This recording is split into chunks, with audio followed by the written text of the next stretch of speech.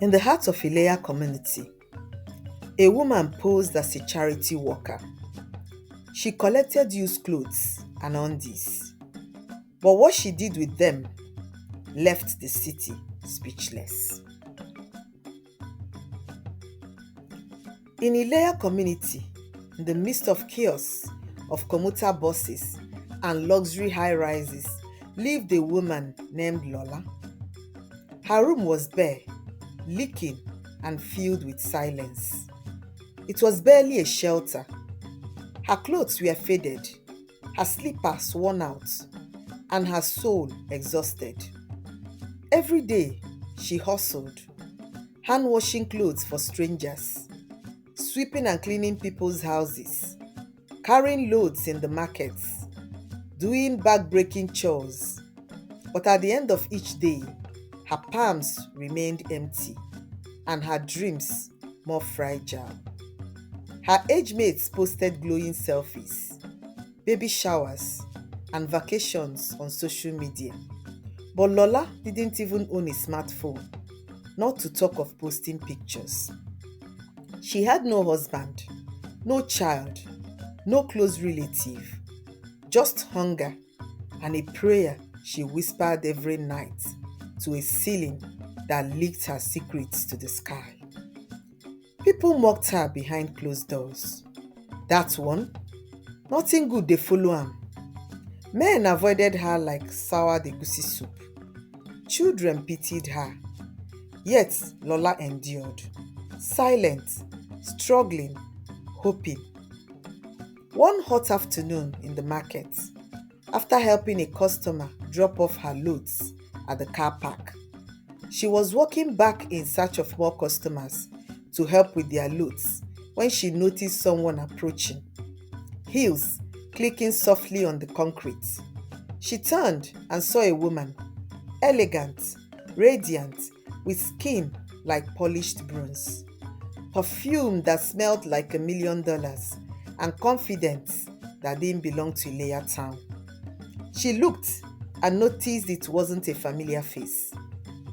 "Good afternoon," the woman said, her voice smooth like silk. Lola stopped at her tracks, confused. "Good afternoon, ma. How may I help you?" "I'm Tasha," the woman said, smiling knowingly. "We've not met before, but I know you very well. I've seen your struggle, and that is why I'm here with a proposal for you. A life-transforming one." Lola blinked. "What kind of proposal?" Tasha shrugged casually. "Nothing much. Just collect used underwear from people. Men, women, children. It doesn't matter as long as it's used." Lola's jaw dropped. "Used on this? What for?" she echoed, barely above a whisper. Tasha reached into her Gucci bag and pulled out a thick wad of crisp naira notes. "Don't ask questions," Tasha said gently. "Just do it. You will never suffer again. I will be waiting for you at the abandoned ferry dock in Apapa every fortnight." With that, he handed Lola the money and walked away like a dream. Lola stood there holding the money. Her thoughts were muddled. A myriad of questions raced through her mind. What kind of business proposal is this? Why use undies of all items? What is she going to do with them? But the crispy naira notes in her hands made the decisions for her.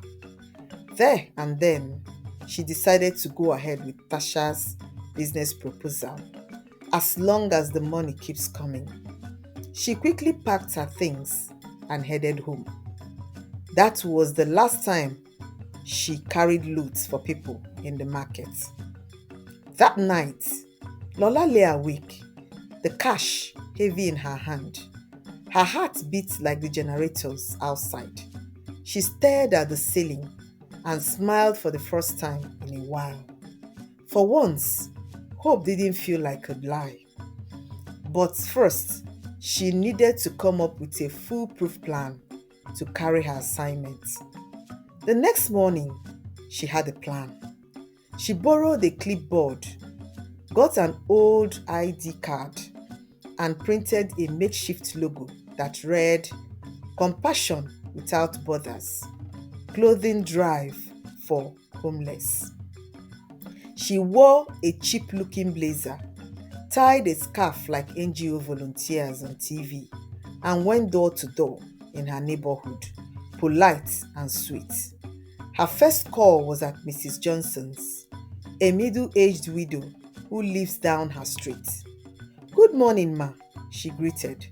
"I'm a representative of a charity organization caring for displaced persons in ID camps. We are collecting donations, used clothes, bras, shoes, and panties. Nothing is too small." The woman moved, nodded. "God bless you for this kind work." Oh. She handed Lola a bag filled with her old clothes and a few used undies. Lola smiled. "Thank you, you just saved a soul." She moved to the next house and repeated the same script, with the clipboard in hand and a believable tone of compassion. She gathered items faster than mosquitoes during the rainy season. Some women gave out of pity, others for the Instagram-worthy idea of helping the needy. Within a week, Lola had bags of what Tasha truly wanted: undies. Every night, after each day's collection, she sorted the donations. The clothes, shoes, and other unwanted items were dumped discreetly at the community refuse site. The undies, which include a handful of boxers, bras, and panties, she tied and kept aside. Every fortnight, she gathered the undies she had sorted from the donations and made her way to the abandoned ferry dock at Apapa, where Tasha waited, dressed in flowing robes, her jeep always parked a few steps away. No much words were exchanged. Tasha would open the sack, smile at the contents, then hand Lola a fresh envelope of money, and the exchange of money and undies continued. "You are doing well," Tasha would whisper each time. "Keep the items coming, and soon you will become the envy of everyone around you." Lola liked those words. For once, she wanted to be noticed and admired by all. True to Tasha's promise, Lola's life soon transformed. She moved into a more decent apartment and bought beautiful clothes, the type she had only dreamt of. She started using expensive perfumes and makeups. She got herself the latest iPhone series. She walked the streets of Ileya town with new confidence. And of course, people noticed. Lola don blow, her pepper don rest. She don dey do NGO work now, a neighbor gossiped. God don bless her, na we remain, another added. And her fake charity, it became popular. She even printed flyers and got more volunteers, unknowingly helping her collect donations. But no evil lasts forever. Soon, one person started to doubt the authenticity of the charity organization. Bisi, one of the young volunteers, observed some irregularities in the whole arrangement. She noticed they have never attended any meetings or events organized by the so-called charity. She also wondered why Lola never allows them to handle the sorting of the clothes after each day's collection. On one occasion, she had tried to do so, but Lola vehemently opposed, firmly telling her that aspect will solely be handled by her.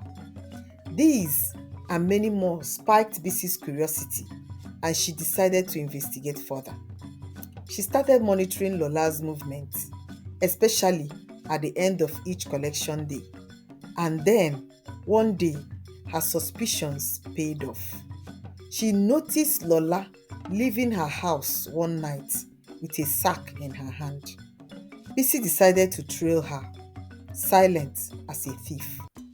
Her trail led her to the abandoned dockyard in Apapa, where she saw from her hideout Lola handing the sack she carried to a foreign woman. The woman was surrounded by red candlelight and strange whispering sounds. Then the woman opened the bag and she saw the undies lifted one after another mid-air and disappearing. Then finally, a chilling laughter that rang through the air like broken glass. Tasha's laughter. Bissy's body turned cold. She couldn't believe the horrible sight before her. She didn't know how, but somehow she managed to get home. Once she got in, she locked her door and slumped on the floor panicking. What was that she saw earlier? Cold beads of sweat formed on her forehead. The image seemed like a bad dream she will soon wake up from. Somehow, she managed to drift into a disturbed sleep. By dawn, Bissy raced to the Ballet's palace, breathless and trembling. The clothes that Lola collects are not for charity. It's for something dark, something evil, she said. I saw it with my own eyes. The clothes were vanishing in thin air. I think it's a ritual, Bissy concluded incoherently. The Ballet was alarmed. He summoned a meeting of his cabinet members. When Lola was summoned, she walked in looking fresh and expensive as usual. But fear flickered in her eyes when she saw Bissy. Lola, the Ballet began. This young woman, he said, pointing at Bissy, says you are involved in dark rituals. How true is it? Lola shook her head. I can't, she whispered. I am under an oath of secrecy. If I talk, something terrible will happen to me. Gasps filled the air. A spiritualist was called. After intense incantations, he lifted the oath. Now speak, he commanded. Lola crumbled on the floor of the palace like a pack of cards. It's Tasha, she confessed, sobbing.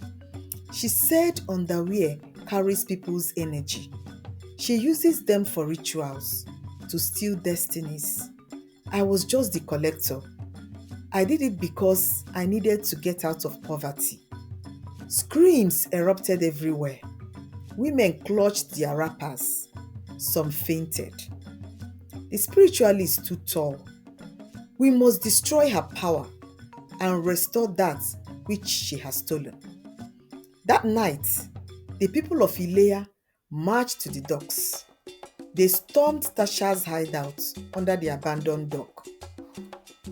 Her candles, charms, bones, mirrors, all smashed to pieces. Tasha was dragged out, screaming like a deranged woman. Her face contorted with fury. You fools, she shrieked. You will never know peace. But her voice was drowned by chants and angry cries. At dawn, she was tied to the street central light post. The community gathered. One by one, they hurled stones, delivering jungle justice on her before the arrival of the police. The curse was broken, but not without scars. Bissy lost her voice for 3 days. Lola became mysteriously ill. Her wealth vanished like smoke. She begged for forgiveness, but the women she deceived could barely look at her. I was desperate, she cried. I didn't want to harm anyone. I just wanted to survive. No one cursed her, but no one hugged her either. With her legs trembling and spirit broken, Lola left Ileya in shame one morning, dragging her bag through the same street that once whispered her name with praises. But Bissy, she regained her voice, and her courage was rewarded. A local politician took interest in her bravery and sponsored her education. She later became a lawyer. Her story, an inspiration for others. But Lola's story, it became a warning. Beware of who you trust. People are not always what they seem to be. Some charity can cost your soul, and not everyone deserves your help. In the streets, at salons, on radio call-in shows, the tale was told again and again. The woman who collected clothes in the name of charity. And in the fast-paced streets of Ileya, people learned never to trust anyone just because they appear kind. So next time you want to give out your used clothes, pause to know who or where they go to. If you find this story entertaining and revealing, encourage us by liking, sharing, and subscribing.